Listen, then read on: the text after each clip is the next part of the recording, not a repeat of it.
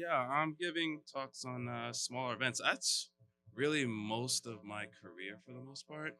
So I'm gonna cover about five different things, six. First one's gonna be like when you look for shows, protocol, things like that. How your booth should look when you work smaller events, because you may not have as much stuff. Um, Mastering your approaches, what you should focus on selling, lead generation, which is very important, and the long-term impact on working smaller events. So the protocols, when you are looking for shows, most people will look for shows in good areas. They'll like look for the zip code and then type in the show, and they're like, I want to work that show. And then they find out that the CSP that's been there 10 years has been working that show forever. So it's like, well, I want to work a show. So what I found is that if you look for shows around good areas, you actually can find some good shows. Because if the promoter does their marketing job correctly, you'll pull the people from the areas you'd want to be in to your show. Okay. So actually, some of your best shows are right outside those best areas. Okay. So when you are, I don't know if you guys will book your own events or even search for your own events, but there are a few key questions that you want to ask the promoter before you actually book the event. And these you may want to write these down so that you guys have them moving forward. I actually got this from Brandon Wynn, so kudos to Brandon.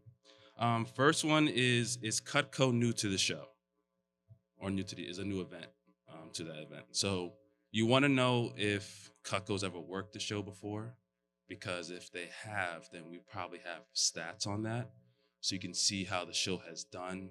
You can see if it would be a good show in general or if it just never sells. All right. If it is new, then that's great because the customers there probably have never seen Cutco at an event. So you have a great opportunity to sell a ton of Cutco. All right. The second question you want to know is last year's attendance and previous attendance to that event. The reason you want to know that is you want to make sure they have a base volume of people to come. I don't know if you ever had the promoter or even someone come up to you at a show and they'll tell you, hey, I want you to work my show.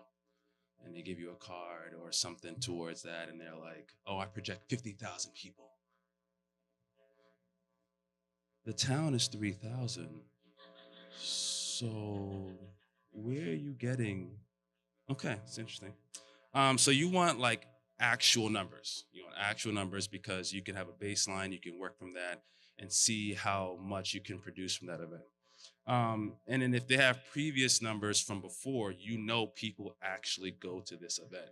It's not just some event, first time, they actually attend it.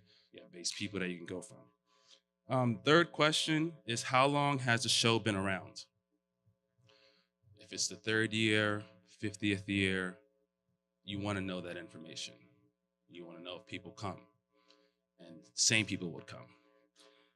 And this is like a 3A or like a key question that you can add onto it is how long has that promoter been promoting that show? That one is really key because if you've had one promoter that promoted the event for 10 years and then they change promoters and then you start working the event and then the same numbers that you expected to get, you don't because they don't do the same advertising, the same marketing, that can affect your results. So you want to make sure that it's the same promoter or close to the same promoter that do the same kind of marketing so you know that you won't have a drop in attendance. And then of course the show. I don't like working expensive shows. It's kind of my thing. Um, I like them cheap. So I actually learned this from Curtis. He actually will actually sell the fact that we are like a mom and pop store, like a local entrepreneur to the promoters so that they don't realize we have a corporate office to get a cheap rate to work the show. It works awesome. So if you ever want like lower cost, do that first. Just try and get a good deal on the event. All right, so for your booth setup, ideally, you want to have a full boot setup. I mean, of course, you saw Steven Decker's pictures. They are freaking awesome. You kind of want to have that, but it's cost thousands and thousands of dollars. So not everyone has that opportunity to do it at every event. So if you don't, that's okay, but you want to get as much as you can as soon as possible. Make sure what you have looks appealing. just make it look good. Even if you don't have a lot, make it look worthy of someone coming up and checking out what you got. Make sure all your knives are clean. I know you're gonna have people that come up that just ate fries and then touch your knives and your greasy fingers get over everything. You gotta clean those things. It's gross. And the ones that pull out all the knives and they touch all the knives, then they don't buy anything and put it back. It's disgusting. Clean those things. Okay. Um, you want to make sure everything on your table draws good clientele to your booth. The third topic I want to cover is working small events allows you to have enough time to master your approaches because you're not working the big events all the time. You actually have time to talk with clients because it's not that busy. So you can actually master your approaches if you haven't gotten it down, which would be like a key thing to work events is to master your approaches. It'd be really good. Um, hmm. Qualified prospects. Yeah, that's all good. And then focus on selling like sets and packages. So what makes the small events work for me personally is that it may cost me, I don't know, $100, but then you just drop a homemaker and you're good. Like you've profited from the event versus you one knifing it to death. Like you want to make sure you focus on selling sets, selling packages, actually getting good quality orders out of the event, even though it's a small one. Okay. One set could definitely change the game regardless of the size of the event. So it could be super slow. You sell one thing, you feel great. And then, of course, you want to upserve once you have the opportunity to do so to make every order as big as possible because you may not get a ton of opportunities. Okay. Josh's 5 to Thrive. I think Chelsea mentioned on this yesterday. If you get to talk to 5 qualified prospects, you can make it a great day, but you need to have your approaches down for that ideology to work. You have to have them mastered for you to have the opportunity to talk to qualified prospects to utilize them to the best of your ability. Okay.